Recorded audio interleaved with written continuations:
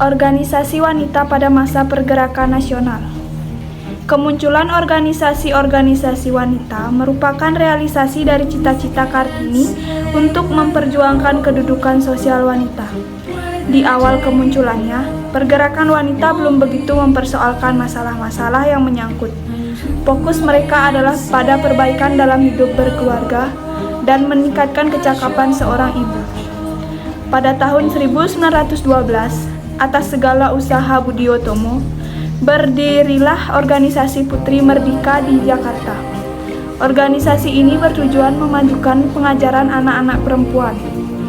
Kemunculan Putri Merdika kemudian disusul oleh munculnya organisasi pendidikan keutamaan istri.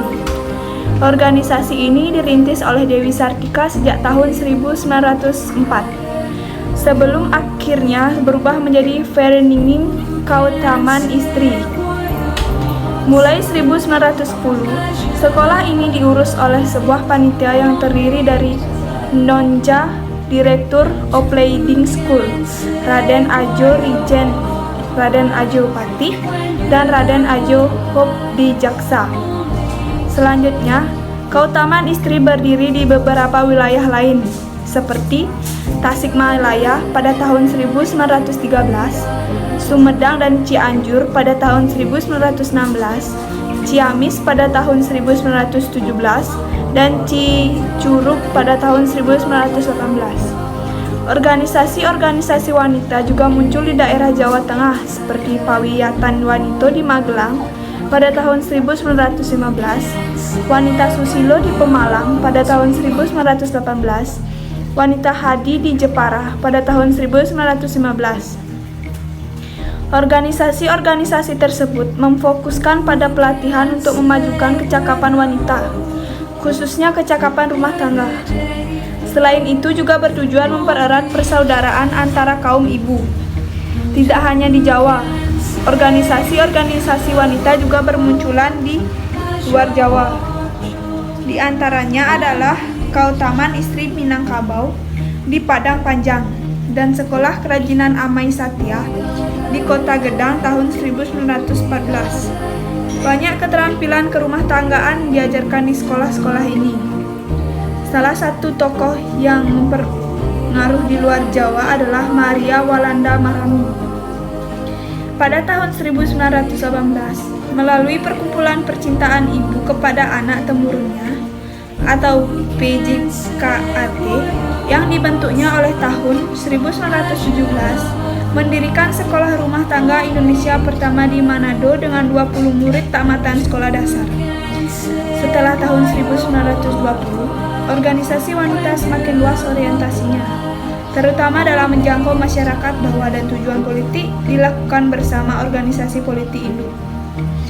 Dengan semakin bertambahnya organisasi wanita, setiap organisasi politik mempunyai bagian kewanitaan. Misalnya, Wanudyo Utomo yang menjadi bagian dari Sarekat Islam, kemudian berganti nama menjadi Sarekat Perempuan Islam Indonesia. Meskipun demikian, tidak semua organisasi wanita yang muncul selalu identik dengan politik. Salah satu contohnya adalah kemunculan Aisyah di Muhammadiyah yang berdiri pada tahun 1914.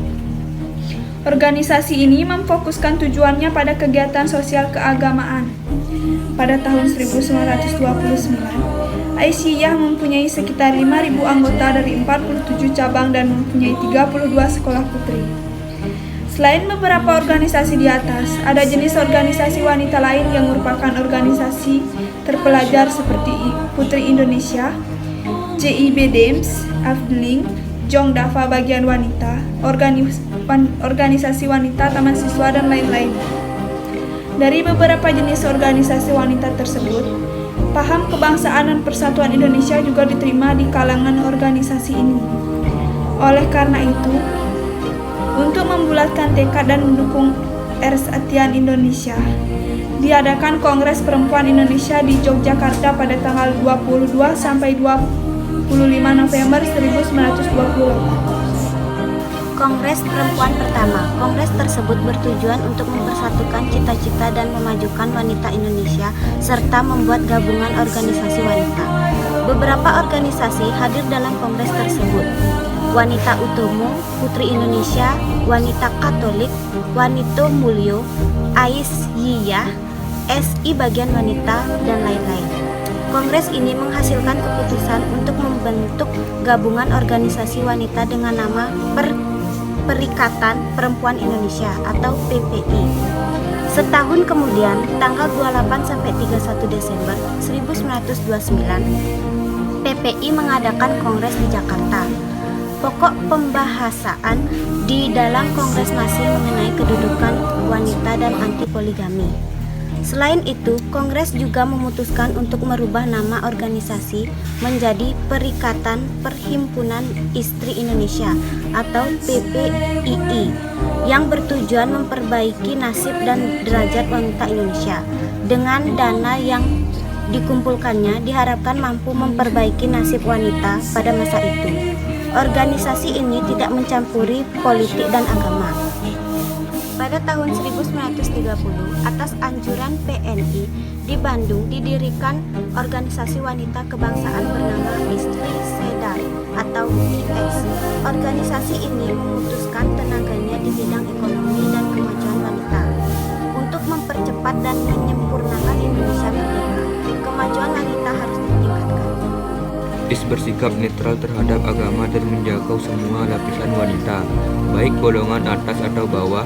Ia juga tidak secara langsung terjun ke dalam politik, tapi pemerintah selalu mengamati aktivitas organisasi itu, terutama setelah mengadakan kongres pada tanggal 4-7 Juni 1931. Dalam propagandanya, ia sering menyuarakan anti-kolonial.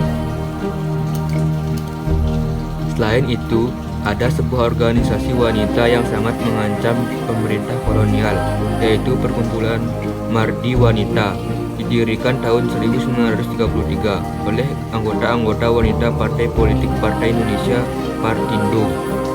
Setelah partai ini dikenakan Verga de Verbod atau larangan mengadakan rapat oleh pemerintah kolonial, perkumpulan ini mempunyai banyak cabang terutama di Jawa Tengah dan namanya diganti menjadi Persatuan Marheat Indonesia yang berpusat di Yogyakarta. Akan tetapi setahun kemudian organisasi ini dikenai larangan dan ketuanya SK Trimurti dimasukkan penjara karena masalah pamflet.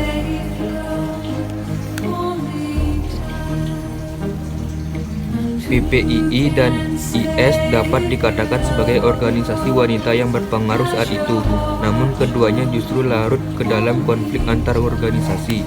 Sejak awal pendirinya, IS terus berselisih dengan PPI.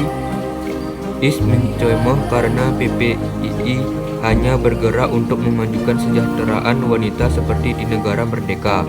Menurutnya perjuangan wanita sudah sewajarnya masuk ke lapangan politik.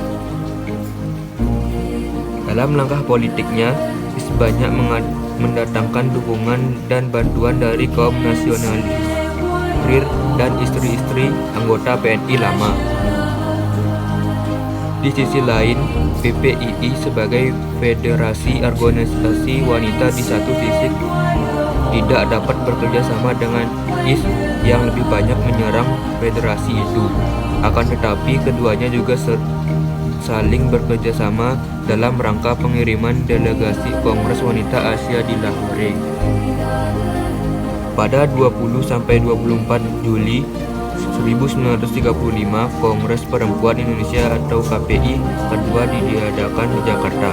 Beberapa keputusan KPI adalah mendirikan Badan Penyelidikan Perburuhan Perempuan yang berfungsi meneliti pekerjaan yang dilakukan perempuan Indonesia.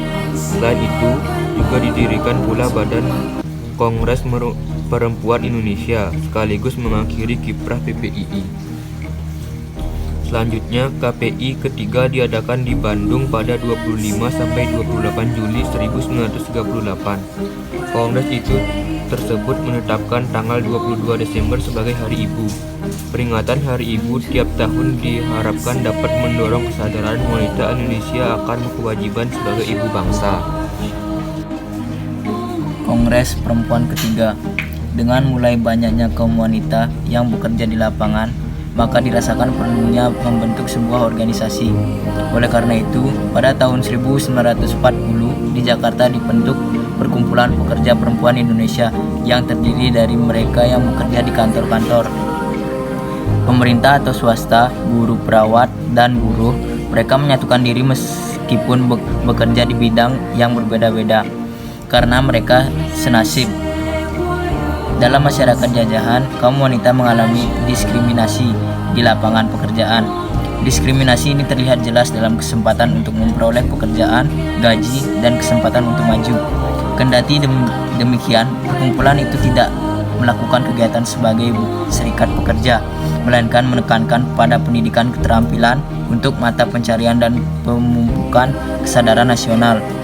Satu hal yang juga mencerminkan kemajuan wanita adalah terbentuknya perkumpulan dalam kalangan mahasiswi dengan nama Perkumpulan Mahasiswi Indonesia di Jakarta pada tahun 1940. Kegiatan organisasi-organisasi wanita dalam tahun sebelum pencah Perang Pasifik yang pantas dicatat dalam rapat protes yang diselenggarakan atas prakarsa 8 perkumpulan. Protes ini muncul karena tidak adanya anggota wanita dalam Volksrat.